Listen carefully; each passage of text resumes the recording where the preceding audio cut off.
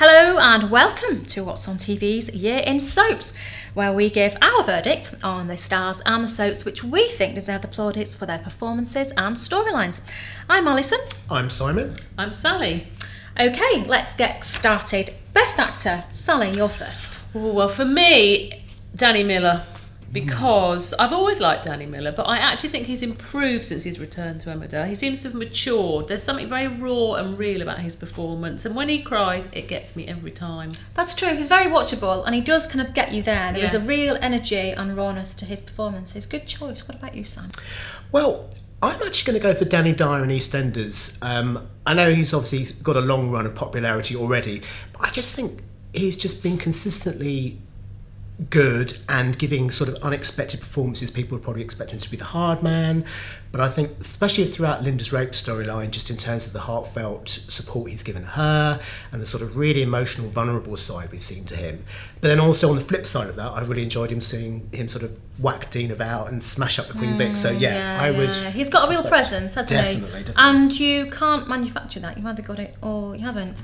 I'm going to go for Adam Woodyat as Ian Beale.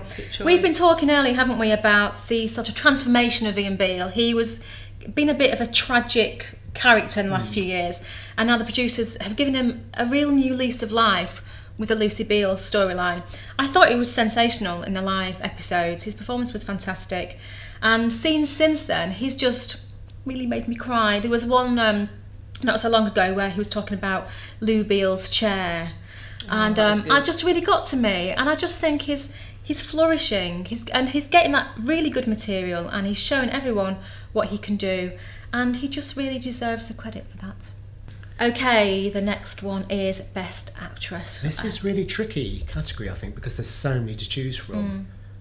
It's wide open this year, isn't it? It's quite different. Definitely. I think for me, personally, I think the actresses were split across probably EastEnders and Emmerdale. EastEnders actresses like Kelly Bright as Linda, Laurie Brett as Jane. I think she's been really good, especially during the live episode. But also I think there's a lot of actresses in Emmerdale. Charlotte Bellamy's been brilliant during the Laurel alcohol storyline. Yeah, fantastic. I think Natalie Anderson, who plays Alicia, has been given a chance to shine in a different way with a sort of very dark storyline with the assault. So it's tricky zoning in on one, I think. I don't know. What do you think? Well, do you know what? My choice isn't on the long list, which I'm a bit shocked at, which is Emma Atkins, because I think she's had a phenomenal year. That is a strange one, isn't it? Yeah. Because, she had that horror cottage weekend with Declan, which I thought was brilliant, and then the trial I loved, and then her confessing her feelings to Kane. Brilliant. You can throw anything at her, which must be an absolute dream if you're a writer. I mean, I agree with you. I've absolutely relished Charlotte Bellamy's performances in the last few months, and it's been a hard job for her because she's had to have that emotional turmoil of the alcoholic, but also the physical side of the performance as well. It's hard to do drunk without it looking hammy and cheesy, and she's just been fantastic. So I love her, but I also really love Debbie Rush as Anna Windass. I love her because I think in some soaps you have the actresses who relish those drama queen moments, and the rest of it they're not really that bothered about, and they can phone it in. But it doesn't matter whether she's having a feisty showdown with Owen or she's serving a bacon butty in Roy's Rolls. She always delivers a top-notch performance, and actually she doesn't need to say much because it's all in the eyes, and I think that's the sign of a really great actress. I think she's very underrated. Okie dokie, Best Newcomer. Who has come onto the scene and shone? Sally. Oh, do you know what? I love Lucy Fallon as little Bethany. She is brilliant. She's such a little mix. She's a firecracker, isn't she? Yes. She's and I love the way she calls Audrey Ord. It makes me laugh every time.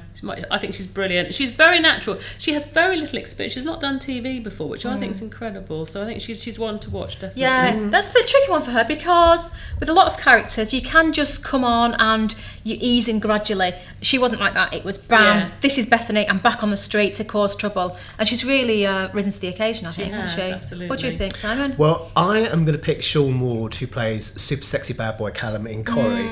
I like him. I like his swagger, but I also like the fact that they've kind of kept the character on. Initially it could have been so easy. It could have just been a couple of months worth just to lead to Paula Lane, who played Kylie's exit, which I guess everyone thought it was going to be. But I think they've done good things with the character, and he's a real sort of menace to David now. And I like the way he's so cheeky to some of the long-standing characters. I like his swagger. For me, I'm going for Cameron Moore, who plays Cameron in Hollyoaks. I'm not quite sure what I can say about him, other than I just think he's a really, really good actor. I think the kids in Hollyoaks have a really hard job, because obviously as an actor, it's your job to bring out the truth of a storyline and make it real. And when you're dealing with such bonkers storylines as you get in Hollyoaks, that's a tough call. Okay, next category, young performer. Who's a little star in your opinion, Sally? Do you know what? I am absolutely loving Mimi Keane in Love her, EastEnders love as her. Cindy. She's brilliant. She's got this tough exterior with this wonderful seam of vulnerability, and she's a very natural actress, and I think she's going to go on to great things. There's a real maturity to her performances, Absolutely. considering how young she is. Yeah. But I also really like Ruby O'Donnell, who plays Perry. Oh, she's good. She's come on massively, and that's the great thing with Hollyoaks. They have these kids on here who've got very little experience, and they throw all sorts of stuff at them, and you either sink or swim. And luckily, so many of them swim and have gone on to do such great things. When she came in, she was young and inexperienced, and I think, like a lot of newcomers, you got the sense that she was just waiting for her turn to talk. But now she's young and experienced, and poor kid basically has to cry practically every episode. Yes. And there's a real truth to her performances. She's, she really has flown, and I do think she deserves the credit for that. Well, I'm going to pick a slightly controversial choice. I'm actually going to pick Thomas Atkinson, who plays Lachlan in Emmerdale.